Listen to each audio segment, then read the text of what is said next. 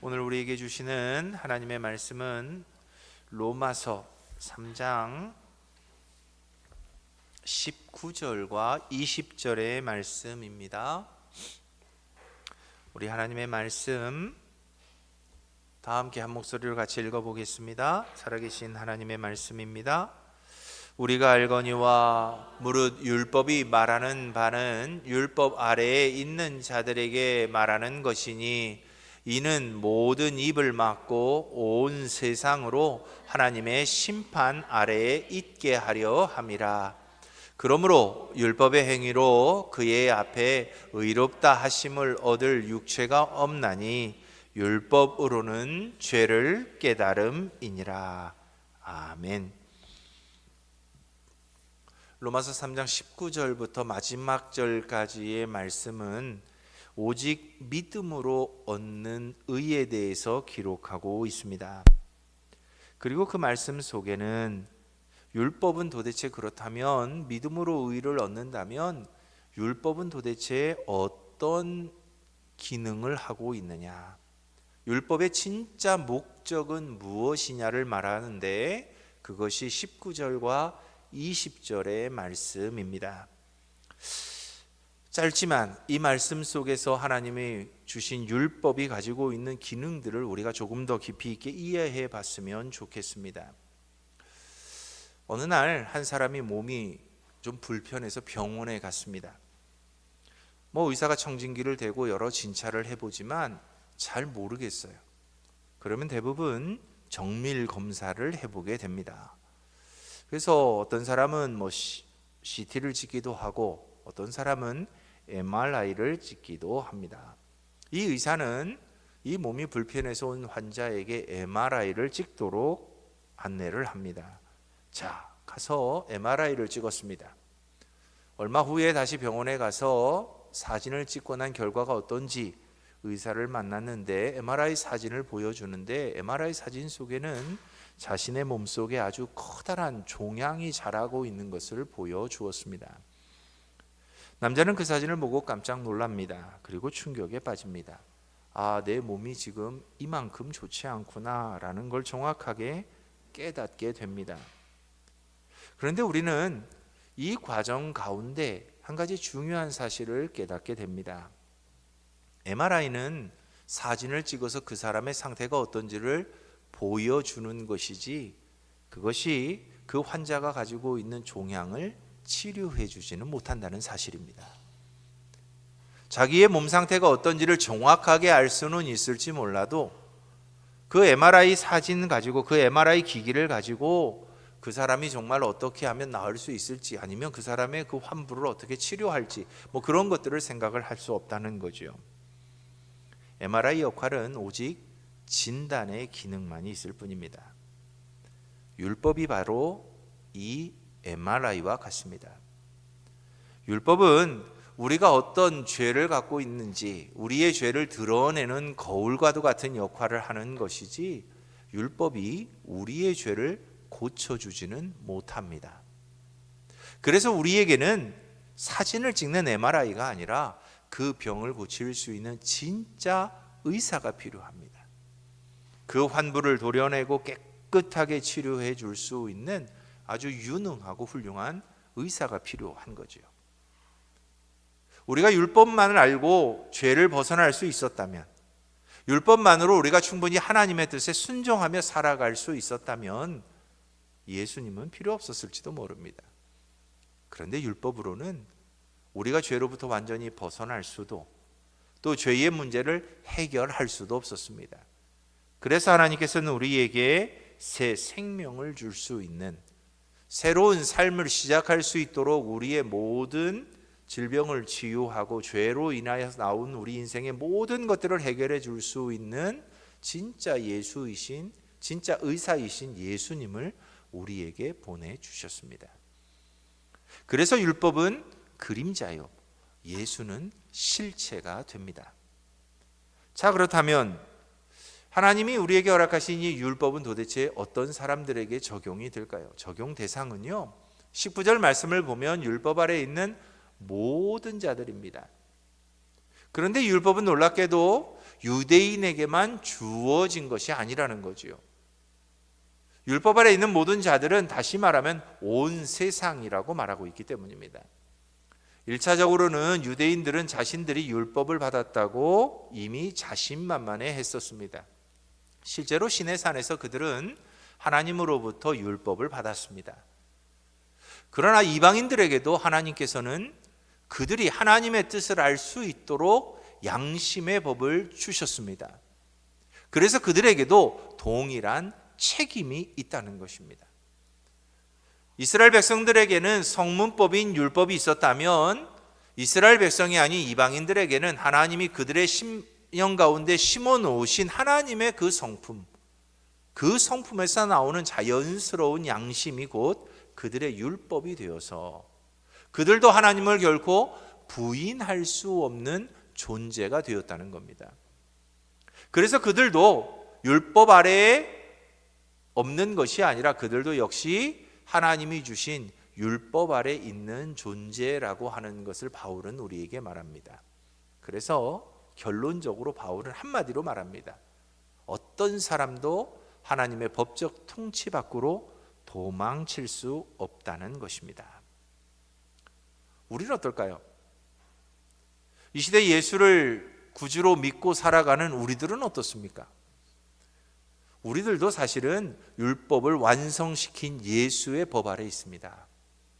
우리에게 주어진 율법은 이스라엘 백성들이 받았던 성문법이나 하나님이 우리의 심령 가운데 심어주신 양심의 법보다 훨씬 더 무겁습니다. 왜냐하면 예수님이 율법의 완성으로서 마침표를 찍으신 그 말씀들을 살펴보면 너무나도 우리의 삶의 자리에서 우리가 쉽게 넘어지고 쓰러지는 부분들을 말하고 있기 때문입니다. 한 예를 든다면 살인은 우리의 성문법에 따르면 누군가에게 실질적으로 내가 그 사람의 생명을 취하는 행동입니다. 반드시 행동으로 드러나야만 살인죄가 성립이 됩니다. 그런데 주님은 우리의 마음속에 품은 생각만으로도 살인죄로 인정한다고 말씀하고 있습니다. 그러니 우리 역시도 이 시대를 살아가지만 우리도 역시 율법 아래에 있음을 늘 기억하고 살아야 합니다. 율법이 우리에게 구원을 주지는 못합니다. 그러나 우리는 여전히 율법 아래에서 예수 그리스도가 우리에게 보여주신 구원의 길을 걸어가야만 합니다. 율법은 예수 그리스도께로 인도하고 하나님의 나라로 이끌어가는 우리의 안내서와 같습니다. 그래서 그 안내서가 없이는 우리는 결코 하나님의 나라의 온전한 모습으로 들어갈 수 없습니다. 아니, 그 하나님의 나라에 도달할 수도 없습니다. 기억하십시오. 이 자리에 있는 우리도 역시 하나님의 법적 통치 밖에 있을 수 없는 존재들입니다. 그러므로 율법은 모든 사람에게 다 적용이 된다고 하는 것을 꼭 여러분들이 기억할 수 있었으면 좋겠습니다. 두 번째로 율법은 목적이 있습니다. 하나님이 우리에게 율법을 주실 때 목적이 당연히 있었겠죠. 첫 번째 목적은 모든 입을 막는 것입니다. 입을 막는다는 것은 법적 용어입니다. 피고가 유죄의 증거 앞에서 더 이상 반박할 말을 찾지 못해서 완전하게 자신의 죄를 인정하는 것, 이것이 모든 입을 막는 것입니다. 우리 인간은 늘 평상시에 우리들 스스로가 자기 의에 취해 삽니다. 그래서 늘 말하기를 나름 정직하게 살았는데, 이런 말 우리 잘 하죠. 또 다른 사람들을 바라보면 나는 그래도 저 사람보다 조금 더 나은데 라는 생각들 많이 합니다. 그러나 우리도 하나님의 공의 앞에 서면 우리의 모든 자기 의는 다 무너질 수밖에 없습니다. 태양빛 앞에서야 어떤 빛이 더 강렬하다고 자랑할 수 있겠습니까? 태양빛 아래 서면 사실은 이 세상의 모든 빛은 그 가치를 잃어버립니다. 이처럼 우리의 의는 하나님이라고 하는 거대한 태양빛 앞에 서면 반딧불도 안 될 수도 있습니다. 정말 아무것도 아닌 우리의 의를 가지고 너무 자랑하며 사지 마십시오. 우리는 다 주님 앞에서 입을 막고 살아야 하는 존재들입니다. 비근한 예로 우리는 율법을 온전히 다 지킬 수 없습니다. 그래서 성경은 말하죠. 의인은 없나니 하나도 없다. 우리들 스스로가 아무리 열심히 율법을 지키며 살려고 해도 이미 주님의 율법에 따르면 우리는 다 매일매일 범죄 현장에서 살아가는 사람들입니다. 그죠? 누군가를 미워하는 것만으로도 우리는 이미 하나님의 율법을 어긴 것이 됩니다. 다른 사람에게 내 마음 속에 있는 속마음에서 나오는 것들을 그냥 아무 여과 없이 말하게 되면 우리는 늘 실수할 수밖에 없습니다. 그러다 보니 우리는 여전히 율법 아래 우리를 비추어 보면 누구도 의인이 될 수 없음을 느낍니다. 그렇기 때문에 우리는 하나님 앞에서 우리가 가지고 자랑하려고 했던 모든 의의는 사실 아무 가치가 없는 것이라는 것을 금방 깨닫게 됩니다. 이처럼 율법은 우리에게 우리가 가진 자기 의를 완전히 무너뜨리는 역할을 합니다. 두 번째는 이 율법은 온 세상으로 하나님의 심판 아래에 있게 합니다. 율법이 있어야 유죄가 확정이 돼요. 쉽게 말하면 하나님의 공의의 법이 있어야 그 법의 기준대로 누구나 예외 없이 판단할 수 있다는 뜻입니다. 온 세상이 하나님의 심판 아래 있음을 사실은 이 율법이 우리에게 그래서 말해줍니다. 그런데 놀랍게도 이 율법이 있으므로 심판이 있게 되고, 심판이 있으므로 우리 사람은 뭘 구하게 되죠? 구원자를 갈망할 수밖에 없게 됩니다. 내 스스로의 힘으로는 이 심판에서 벗어날 수 없기에, 내 스스로의 능력으로는 이 심판에서 빠져나갈 수 없기에 나를 그 심판의 자리에서 건져주고 구원해줄 구원자를 놀랍게도 이 율법 때문에 우리는 알게 된다는 거예요. 여러분들도 그럴 때 있지 않습니까? 기도하실 때 나는 연약하오니, 우리가 이런 기도 많이 하잖아요. 마음은 원이로되, 그렇죠? 마음은 그게 아닌데 나도 모르게 실수하게 되고, 내 원래 뜻은 그게 아닌데 나도 모르게 다른 표현으로 다른 사람에게 전달이 되게 되고, 나도 모르는 사이에 나는 친절을 베푼다고 했는데 그 친절이 오히려 그 사람에게 독이 되어서 문제가 생겨나기도 하고, 이런 일들이 우리의 삶의 자리에서는 비일비재합니다. 우리는 그러다 보니 우리의 삶의 자리에서도 늘 우리는 우리들 자신을 너무 확신하고 신뢰하게 되면 우리도 모르는 사이에 함정에 빠지게 되고, 선 줄 알았는데 넘어져 있는 자인 것을 금방 깨닫게 됩니다. 그래서 우리도 사실 우리의 연약함을 알기에 하나님의 은혜를 구하게 되고, 우리의 부족함을 알기에 성령님의 도우심을 구하며 살아가야 하는 거죠. 그러니까 우리의 연약함이 있기에 우리도 구원자를 바라는 것처럼, 율법과 심판이 있기에 이 땅의 사람들은 모두가 다 누구를 기대해요? 구원자를 기대할 수밖에 없는 역설적인 진리가 거기에서 존재하는 겁니다. 그래서 율법은 두 가지 기능을 합니다. 모든 사람들이 자기 의에 대해서는 입막음을 하게 하고, 또 다른 하나는 모든 사람이 자신들의 죄를 깨닫고 구원자를 갈망하게 하기 위해서 하나님은 우리에게 율법을 주셨습니다. 그렇다면 율법의 행위로 하나님 앞에서 의롭다 하심을 얻을 수 있을까요? 누구나 아는 정답입니다. 그렇지 않죠. 율법의 행위로는 하나님 앞에서 의롭다 하심을 얻을 육체가 하나도 없습니다. 왜 그럴까요? 인간의 노력이 부족해서도 아닙니다. 인간의 능력이 부족해서도 아닙니다. 우리 모든 인간은 지성, 감성, 의지가 완전히 전적으로 오염되어 있는 전적 타락의 존재이기 때문에 그렇습니다. 아담이 선악과를 먹은 이후에 우리 모든 인류는 전적으로 타락한 존재가 되었습니다. 그래서 우리들 스스로는 하나님 앞에 결코 나아갈 수 없는 존재가 되어버린 거죠. 그러니까 내가 아무리 선한 일을 해도 그 선한 일이 나를 하나님 앞으로 이끌어가지 못한다는 겁니다. 그런데 로마 가톨릭은 이 교리를 바꿔버리죠. 인간의 공덕 사상을 그 속에 집어넣습니다. 그래서 착한 일, 선한 일 많이 하면 어떻게 된다고요? 하나님 앞에 내 죄를 감할 수 있다고요. 하나님과 나 사이의 간극을 그 착한 일로, 내가 하는 선한 일로, 내가 하는 여러 가지 구제의 일로 얼마든지 상쇄할 수 있다고 생각했습니다. 지금도 여전히 그 교리는 존재하고 있습니다. 그러나 우리의 믿음 안에는 없습니다. 기억하십시오. 우리는 아무리 착한 일 많이 해도 그것이 우리의 구원과는 전혀 관련이 없습니다. 우리가 아무리 선한 일을 많이 해도 그것이 나를 하나님 앞으로 이끌어 주지는 못합니다. 왜냐하면 우리의 행위로는 결코 누구도 하나님 앞에 의롭다 하심을 입을 수 없는 전적으로 타락한 존재이기 때문에 그렇습니다. 그래서 율법의 기능은요, 우리로 하여금 죄를 깨닫게 하기 위해서이지 우리를 의롭게 하기 위해서 존재하지 않습니다. 우리가 아무리 율법을 다 지켜도 그 율법으로 인하여 우리가 의롭게 되지는 못합니다.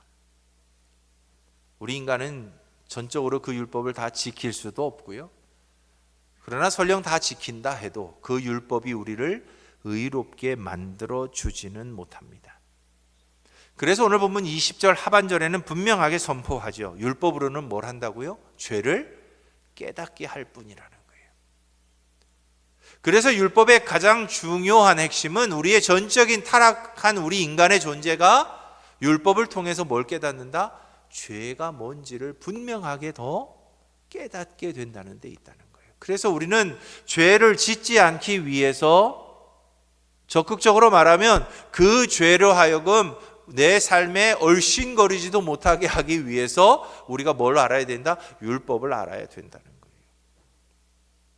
그렇지 않으면 우리도 율법을 제대로 모르면 우리도 그냥 우리의 본성대로 살아가면 우리도 죄를 지으며 살아갈 수밖에 없는 존재가 되기 때문입니다.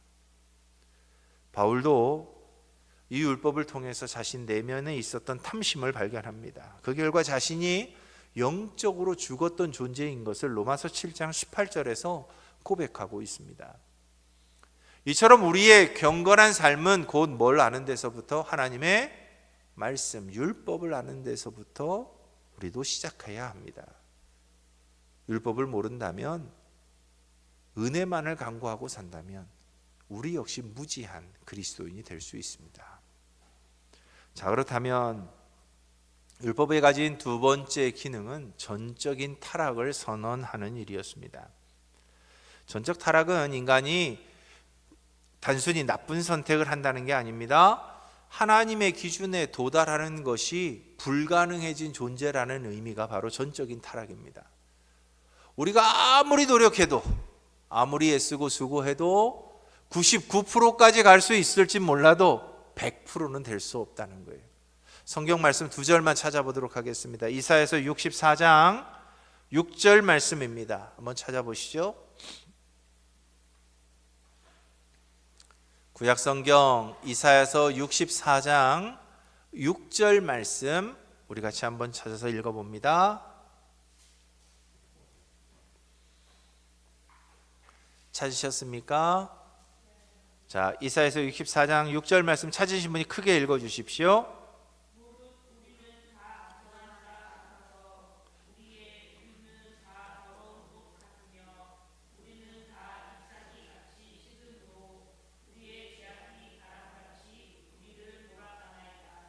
우리의 의는 다 뭐 같다고요? 더러운 옷과 같다.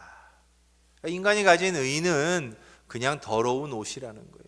이미 오염된 옷이라는 겁니다. 야고보서 2장 10절 말씀을 한번 찾아보십시오.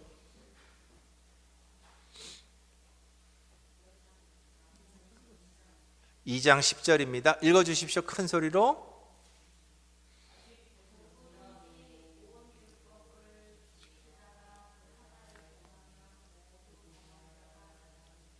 뭐라고요? 온 율법을 다 지키다가 어떻게 된다고요?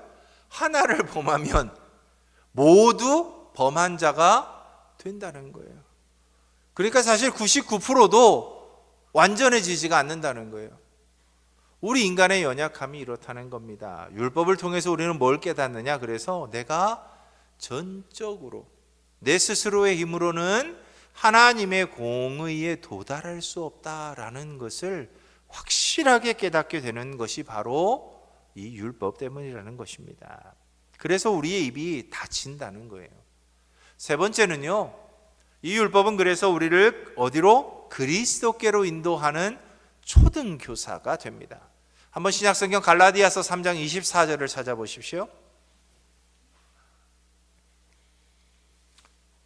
신약성경 갈라디아서 3장 24절입니다. 큰 소리로 읽어주십시오.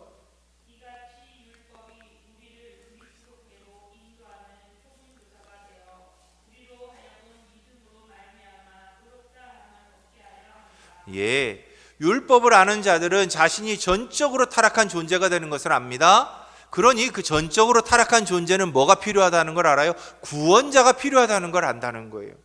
그런데 그 구원자가 필요하다는 걸 알게 되면 어떻게 그 구원자에게 다가갈 거냐 할 때 뭐가 인도한다고요? 율법이 인도한다고요. 하나님의 말씀이 우리를 그리스도 앞으로 이끌어 간다는 겁니다. 그래서 율법의 정죄는요, 우리를 파괴하기 위해서가 아닙니다. 내 힘으로는 살 수 없다는 복된 절망을 통해서 유일한 구원자이신 예수 그리스도를 향해 우리로 하여금 나아가도록 돕습니다. 사랑하는 성도 여러분, 하나님의 말씀을 읽으며 우리의 마음이 찔릴 때가 있지 않습니까? 하나님의 율법의 선포를 들으며 우리의 삶을 돌아볼 때 우리의 부족한 모습들이 보이지 않습니까? 왜 그게 보이는 거죠? 세상 사람들은 그 말씀을 들어도 찔리지 않습니다. 세상 사람들은 그 말씀을 보아도 자신의 삶을 거기에 반추해서 내가 잘못되었다는 걸 인정하지 않습니다. 그러니 그리스도께 나아가지 못하는 거지요.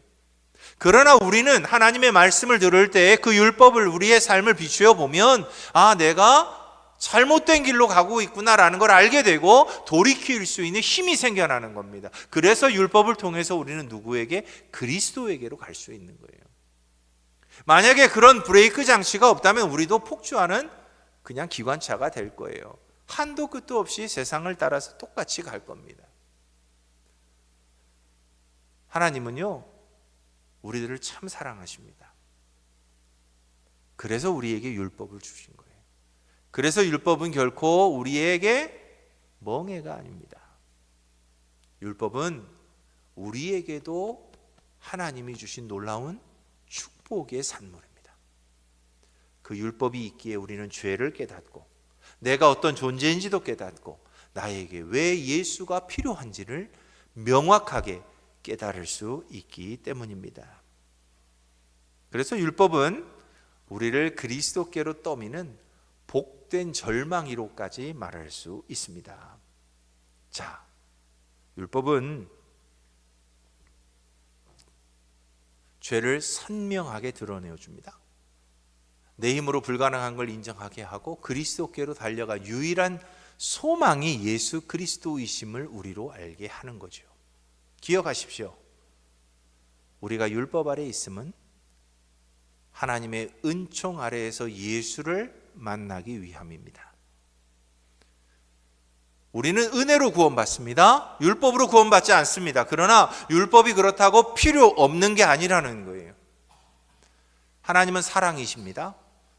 하나님이 사랑이시라고 해서 하나님의 심판이 없는 게 아니죠. 하나님은 공의의 하나님이십니다. 그러나 공의롭다고 해서 자비가 없으신 게 아니죠. 동일합니다. 율법은 우리에게 꼭 필요합니다. 말씀대로 사는 것, 주어진 계명대로 사는 것, 하나님이 우리에게 가라 하신 그 인생의 법칙을 따라 하나님이 우리에게 주신 그 율법을 따라 살아가는 것은 선택사항이 아니라 필수사항입니다. 그런데 자꾸 우리는 그것을 선택이라고 생각을 해요. 기억하십시오. 내가 율법에 저축이 되는 일들이 내 삶의 자리에 있다면 우리는 빨리 멈춰야 되는 거예요. 돌이켜야 되는 거예요. 왜요? 그 자리에서 누구를 향해서? 예수를 향해서, 우리의 구원자이신 주님을 향해서 발걸음을 돌이킬 수 있는 기회입니다. 혹시 여러분의 마음이 찔리거나 내 마음 속에 부담감이 느껴지는 일들이 있다면 바꾸시면 됩니다. 기억하십시오. 자, 그렇다면 우리가 어떻게 이 율법 아래에서 율법이 가진 제대로 된 기능대로 살아갈 수 있을까요? 나의 의를 버리고 나의 죄를 인정하는 데서부터 시작해야 합니다. 우리는 의로운 사람들 아닙니다. 다 죄인입니다. 바울의 고백처럼 이 땅에 사는 모든 사람들은 다 죄인이라고 하는 기본적인 바탕에서 우리의 삶은 시작되어야 합니다. 그래서 다른 사람을 바라보며 정죄하는 대신 뭘부터 하라는 거예요? 내 자신부터 점검해야 되는 거예요. 우리는 자꾸 거울을 보는데 그게 거울이 아니에요. 그냥 유리창이에요. 거울을 보면 그 거울을 통해서 나를 봐야 되는데 나를 보지 않고 누굴 봐요? 그냥 유리를 투과해서 상대편만 보는 거예요. 다른 사람만 보는 거예요. 그러니까 다른 사람의 들보는 보이고 다른 사람의 티는 보이고 내 눈에 들보는 안 보이는 거죠. 사랑하는 성도 여러분, 율법의 목적은요, 내 입을 막는 겁니다. 그래서 나를 심판 아래에 두는 것은 남의 입을 막아 정죄하는 도구가 아니라는 것 기억하십시오. 율법은 나를 위한 겁니다. 그러니까 이제부터는 하나님의 말씀이나 하나님의 기준으로 다른 사람을 판단하지 마십시오. 아무리 그가 잘못된 일을 행한다 해도 그 일은 내 기준으로 판단하지 마십시오. 하나님이 하나님의 때에 하십니다. 그래서 누군가의 잘못이 보일 때 어떻게 해야 돼요? 율법의 잣대를 그에게 들이대기 전에 나 또한 하나님의 심판 아래에 있는 똑같은 죄인인 것을 먼저 기억해야 합니다. 그러니까 우리는 나의 의를 버리고 나의 죄를 인정하는 것으로 이 율법의 기능을 잘 쓰실 수 있기를 바랍니다. 두 번째로, 날마다 영적 MRI 앞에 서야 합니다. 병원에서 정기검진을 받듯 매일 하나님의 말씀 앞에 나의 삶을 비추고 내면의 숨은 죄를 발견할 수 있어야 합니다. 성경을 안 읽는 많은 분들이 왜 안 읽는지 아시죠? 찔려서 안 읽으신데요. 읽으면 그 말씀이 막 자꾸 칼날처럼 자기의 삶을 막 난도질하는 것 같아서 안 읽는다고 그럽니다. 좋은 거예요. 말씀을 읽는데도 아무런 깨달음이 없고 찔림이 없다면 그게 더 이상한 거예요. 사랑하는 성도 여러분, 말씀을 많이 읽으십시오. 가까이 하십시오.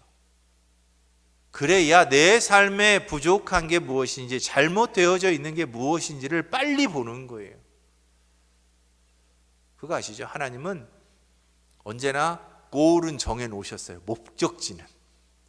그런데 목적지까지 갈 수 있는 길은요, 수만 가지가 넘습니다. 어떤 사람은 특별한 장애물 없이 순적하게 가는 사람도 있고요.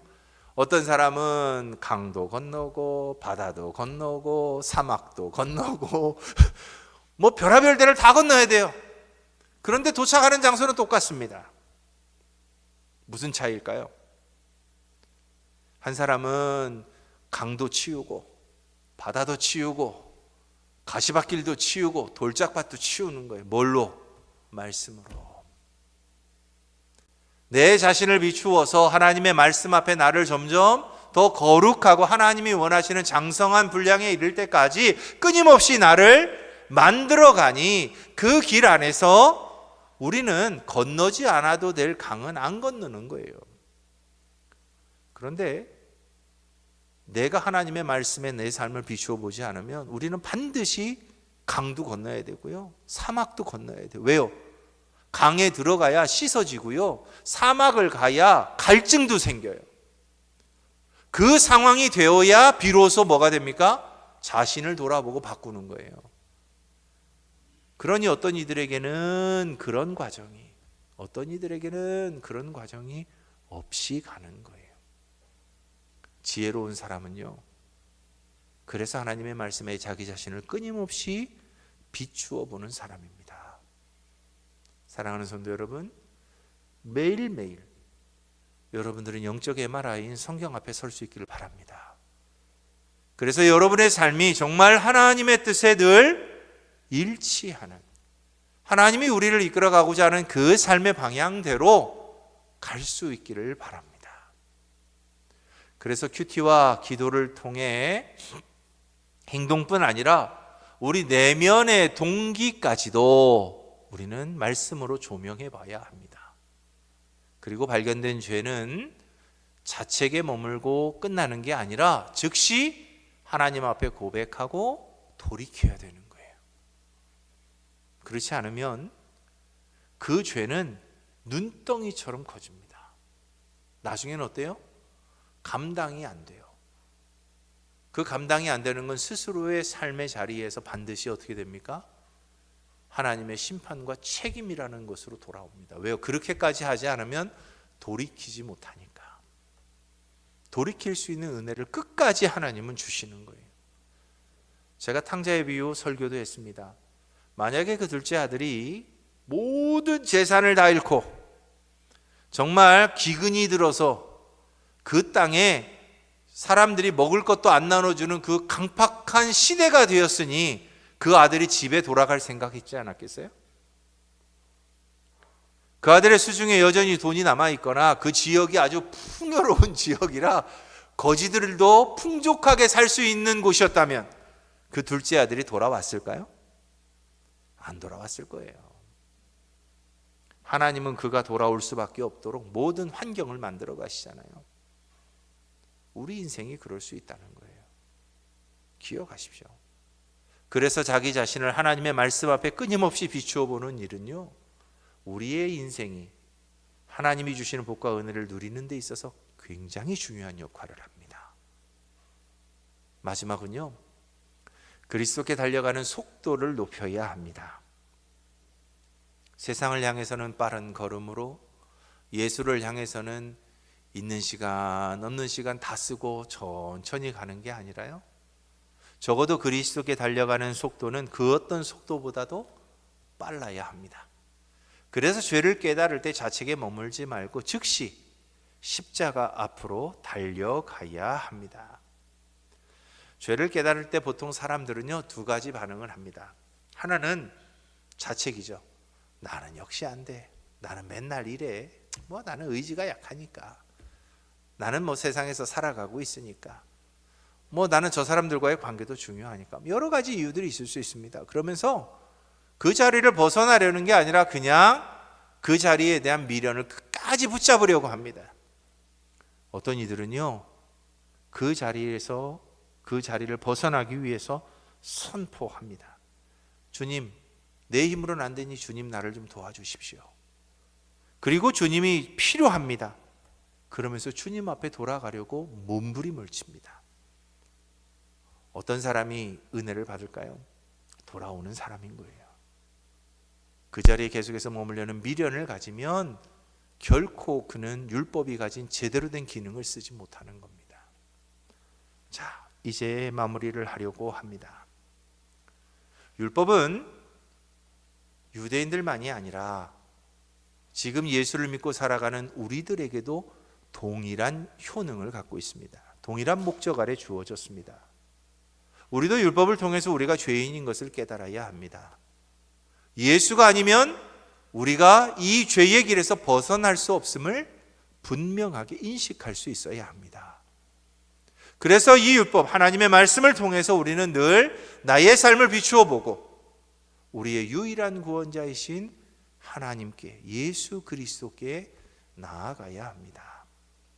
사랑하는 성도 여러분, 하나님이 우리에게 주신 율법의 목적을 따라 지혜로운 성도들이 되셔서 하나님의 나라와 영광의 자리에 늘 머물기를 주님의 이름으로 축원합니다. 우리 함께 기도하겠습니다.